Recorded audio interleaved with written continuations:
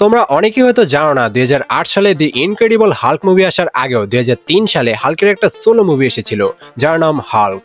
এই মুভিতে Bruce banner and হাল্কের রোলে দেখা গিয়েছিল এরিক বানাকে। বিশ্বাস করবে কিনা জানি না, কিন্তু এই হাল্ক এমসিউর মার্ক রুফালোর হাল্ক এবং এডওয়ার্ড নর্টনের দি ইনক্রেডিবল হাল্কের চাইতেও বেশি পাওয়ারফুল। 2003 সালের মুভি হিসেবে সিজিআই ভিএফএক্স এ কিছুটা কমতি আছে। হাল্কের ফর্ম অনেকটাই অ্যানিমেশন লাগে, মানে রিয়েলিস্টিক ফিলটা আসে না। তবে এই মুভিতে হাল্কের অরিজিন দি ইনক্রেডিবল হাল্ক এবং এমসিউর মুভির থেকেও বেশি সুন্দরভাবে এবং ডিটেলসে এক্সপ্লেইন করা হয়েছে। তো চলো আর কথা না বাড়িয়ে শুরু করি Hulk movie explain. So welcome to Faraz fiction, আমি ফরাদ আছি তোমাদের সাথে।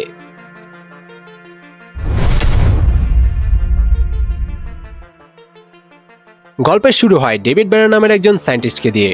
ডেভিড ব্যানার একজন জেনেটিক স্পেশালিস্ট। ডেভিড এমন একটা ফর্মুলা বানানোর জন্য কাজ করছে যা মানুষদেরকে আরও শক্তিশালী করে তুলবে। কোনো প্রকার রোগ বালাই এমনকি বিষেও মানুষের উপর কোনো প্রভাব পড়বে না। বেসিক্যালি ফর্মুলাটা দিয়ে রিজেনারেশন অ্যাবিলিটি, হিলিং অ্যাবিলিটি অর্জন করা যাবে। মূলত এই ফর্মুলা দিয়ে সুপার সোলজার বানানো হবে যারা আর্মির হয়ে কাজ করবে। ডেভিড বিভিন্ন প্রাণীর উপর এই ফর্মুলা প্রয়োগ করে টেস্ট করে। এই রিসার্চের ফান্ডিং সরকারিভাবে হচ্ছিল, যার কারণে কোনো মানুষের উপর এই ফর্মুলা প্রয়োগ করার নিষেধাজ্ঞা ছিল। কিন্তু এক্সপেরিমেন্ট করার জন্য একজন মানুষের প্রয়োজন। যেহেতু অন্য কারো উপর এক্সপেরিমেন্ট করা যাবে না, তাই ডেভিড টেস্ট করার জন্য নিজের উপরেই ফর্মুলা প্রয়োগ করে। এর মাঝে ডেভিডের একটা ছেলে সন্তান ব্রুস ব্যানারের জন্ম হয়। ডেভিড যেহেতু তার নিজের শরীরে তার ফর্মুলা প্রয়োগ করেছিল, তাই সেই ফর্মুলা ডিএনএর মাধ্যমে তার সন্তান ব্রুসের মধ্যেও চলে যায়।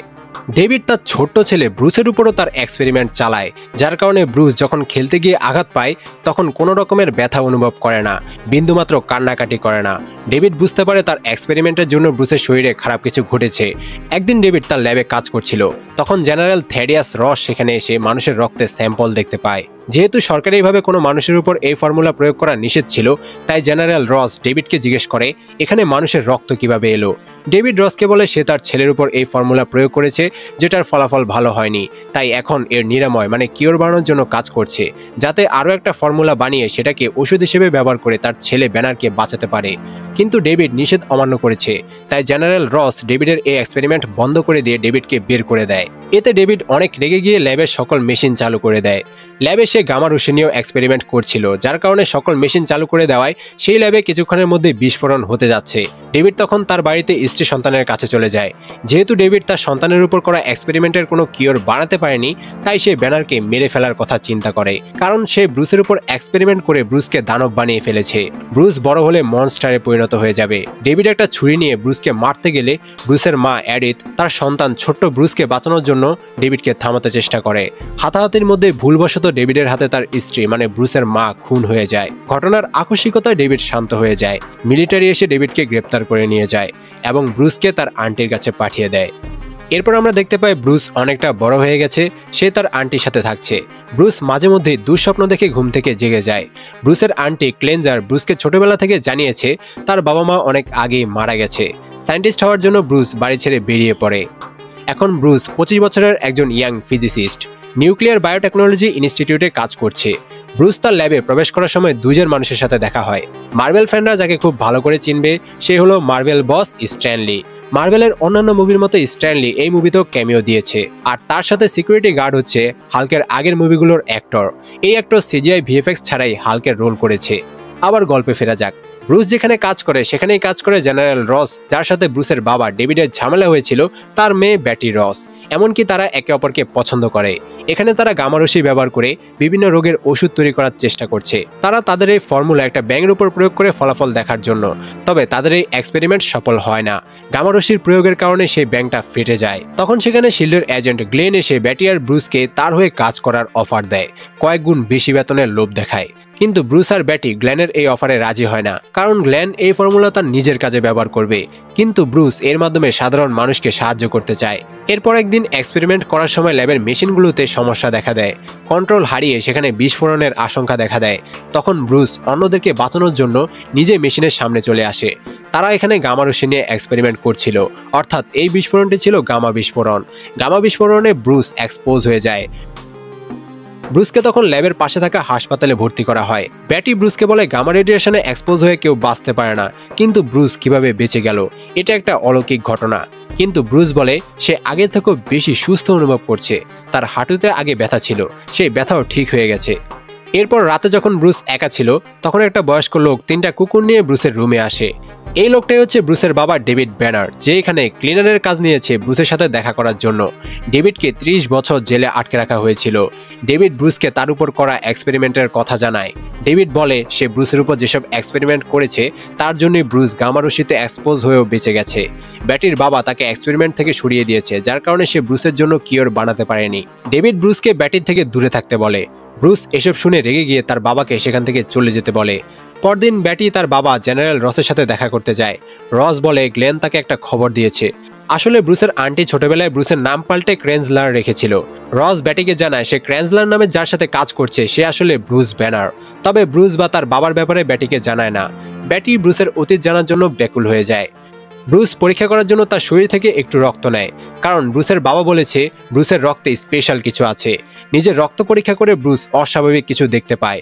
এর সাথে তার সাথে ঘটে যাওয়া ছোটবেলার ঘটনা মনে পড়তে থাকে। ব্রুস অ্যাংরি হতে শুরু করে।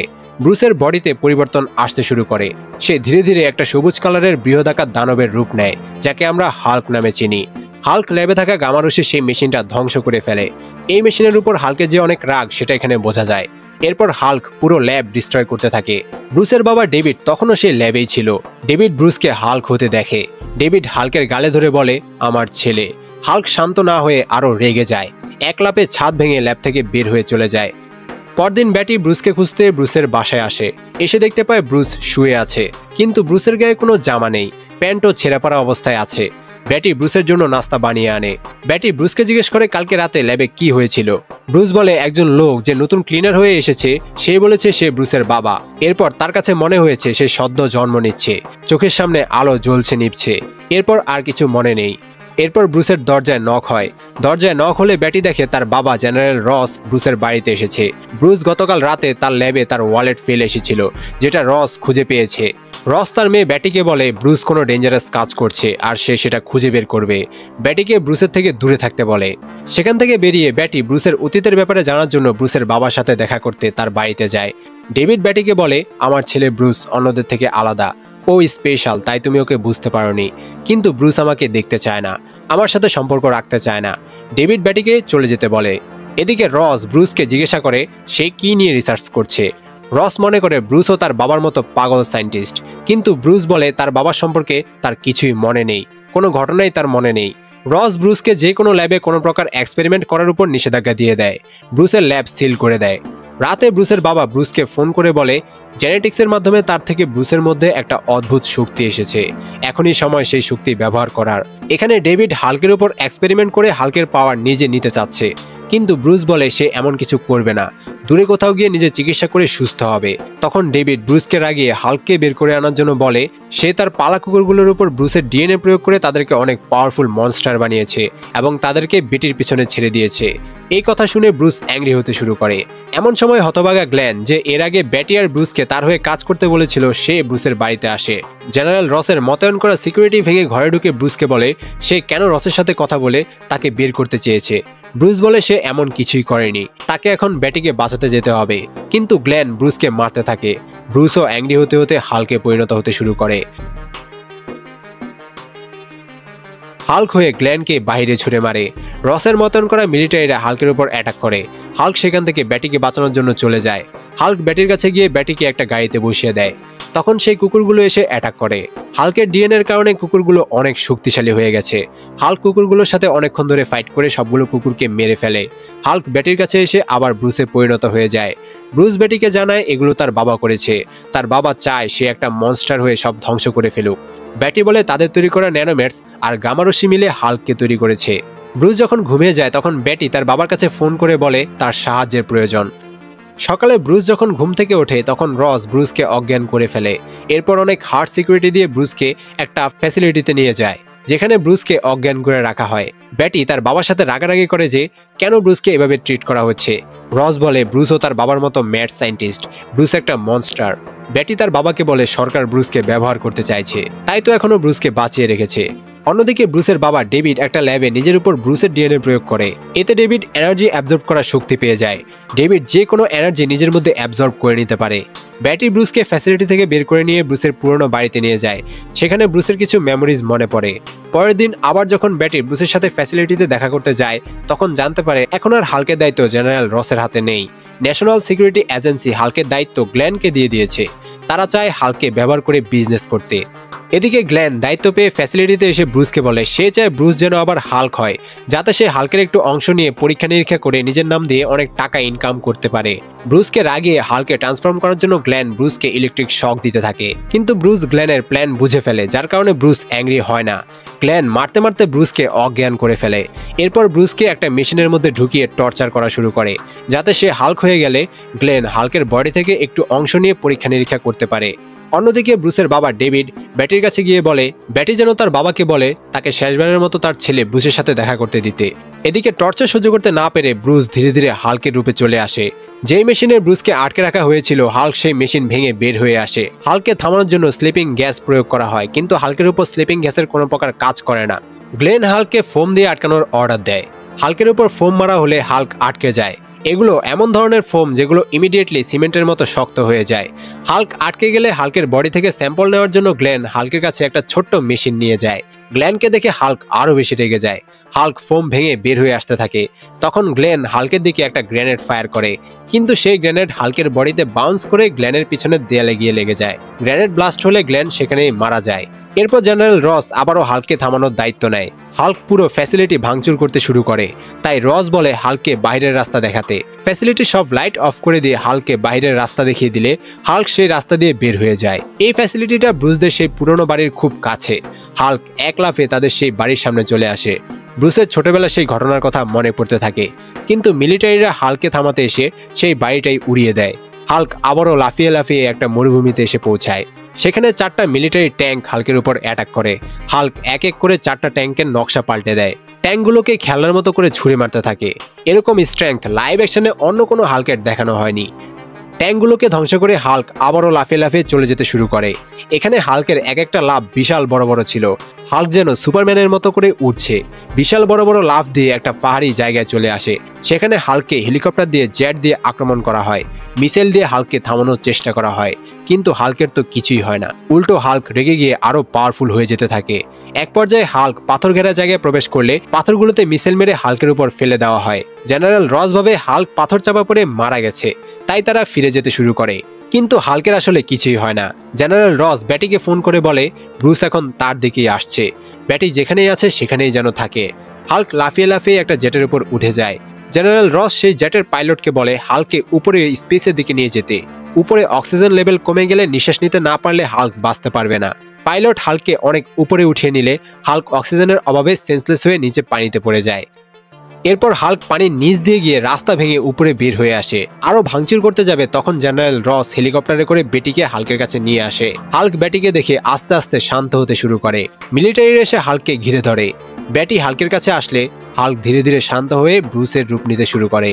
জেনারেল রস ব্রুসকে গ্রেপ্তার করে একটা জায়গায় নিয়ে বসিয়ে দেয়। সেখানে ব্রুসের বাবা ডেভিডকে ব্রুসের সাথে দেখা করতে দেওয়া হয়। তাদেরকে একটা মেশিনের মাঝখানে বসানো হয়, যাতে উল্টাপাল্টা কিছু করলেই মেশিন চালু করে দেওয়া হবে এবং তারা পুড়ে মারা যাবে। ব্রুসের বাবা ডেভিড ব্রুসকে বলে সে নিজেও এখন পাওয়ারফুল, তার ভিতরেও শক্তি আছে, কিন্তু সেটা আনস্টেবল, মানে তার কন্ট্রোলে নেই। আর তাই তার এখন ব্রুসের পাওয়ার মানে হাল্কের পাওয়ার লাগবে। কিন্তু ব্রুস বুঝতে পারে ডেভিড হাল্কের পাওয়ার মিস ইউজ করবে, তাই ব্রুস কোনো মতেই হাল্কের পাওয়ার দিতে রাজি হয় না। তখন ডেভিড সেই মেশিনের একটা তার নিয়ে কামড়াতে শুরু করে। এটা দেখে জেনারেল রস মেশিন চালু করার অর্ডার দেয়। মেশিন চালু করে দিলে সেই মেশিনের এনার্জি ডেভিড অ্যাবজর্ব করতে শুরু করে। কিভাবে অ্যাবজর্ব করছে সেটা আমরা কিছু আগে জেনেছি। ডেভিড ব্রুসের ডিএনএ নিজের শরীরে প্রয়োগ করেছিল, যার মাধ্যমে এনার্জি অ্যাবজর্ব করার পাওয়ার পেয়েছে। ইলেকট্রিক পাওয়ার অ্যাবজর্ব করে ডেভিড দানবাকার হয়ে যায়। তখন ডেভিডকে দেখতে অনেকটা দি অ্যামেজিং স্পাইডারম্যানের ভিলেন ইলেকট্রোর মতো লাগছিল। অন্যদিকে ইলেকট্রিক সার্কিটের কারণে শক খেয়ে ব্রুস অ্যাংরি হয়ে হাল্কে ট্রান্সফর্ম হতে শুরু করে। ডেভিড বিজলির মতো মেঘে মেঘে ট্রাভেল করে দূরের একটা পাহাড়ি জায়গায় গিয়ে পড়ে। সেখানে পাথরের সংস্পর্শে এসে পাথরের মতো হয়ে যায়। আর এখন ডেভিডকে লাগছে ফ্যান্টাস্টিক ফোরের মেম্বার দি থিং এর মতো। ব্রুসও হাল্ক হয়ে সেখানে চলে আসে, কিছুক্ষণ লড়াই করার পর ডেভিড হাল্কের পাওয়ার নিজের মধ্যে নিতে শুরু করে। হাল্কের পাওয়ার নিতে নিতে ডেভিড অনেক বেশি পাওয়ারফুল হয়ে যায়, কিন্তু হাল্কের পাওয়ার এতই বেশি যে ডেভিড এই পাওয়ার কন্ট্রোল করতে পারে না এবং হাল্ককে বারবার বলতে থাকে তোমার পাওয়ার তুমি ফিরিয়ে নাও। সেখানে বিশাল গামারশির একটা বাবল তৈরি হয়। আর কোনো উপায় না দেখে জেনারেল রস সেই স্থানে নিউক্লিয়ার মিসাইল ব্লাস্ট করার অর্ডার দিয়ে দেয়। নিউক্লিয়ার মিসাইল আর ওই স্থানের গামারশির কারণে সেখানে একটা বিশাল বড় ব্লাস্ট হয়। এই ঘটনার পর 1 বছর কেটে যায়। সবাই ভাবে ব্রুস সেই ব্লাস্টে মারা গেছে, কারণ এত বড় নিউক্লিয়ার ব্লাস্ট কারো পক্ষে সার্ভাইভ করার কথা না। তবে জেনারেল রস ব্যাটির ফোন কম্পিউটার এখনও ট্র্যাক করছে, যাতে ব্রুস যদি বেঁচে থাকে আর ব্যাটির সাথে যোগাযোগ করার চেষ্টা করে তাহলে যেন ব্রুসকে আবারও ধরতে পারে। অন্যদিকে একটা ঘন জঙ্গলের মধ্যে একটা মেডিকেল ক্যাম্পেনে আমরা ব্রুসকে দেখতে পাই।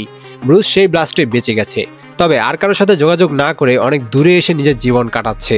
সেখানে কিছু গুন্ডা এসে তাদের সকল খাবার মেডিসিন নিয়ে যায়। তবে ব্রুস তখনও রেগে হাল্ক হয়ে যায় না। তার মানে ব্রুস এখন তার রাগ কন্ট্রোল করা শিখে গেছে, কিন্তু কতক্ষণ পারবে কন্ট্রোল করতে সেটাই দেখার বিষয়।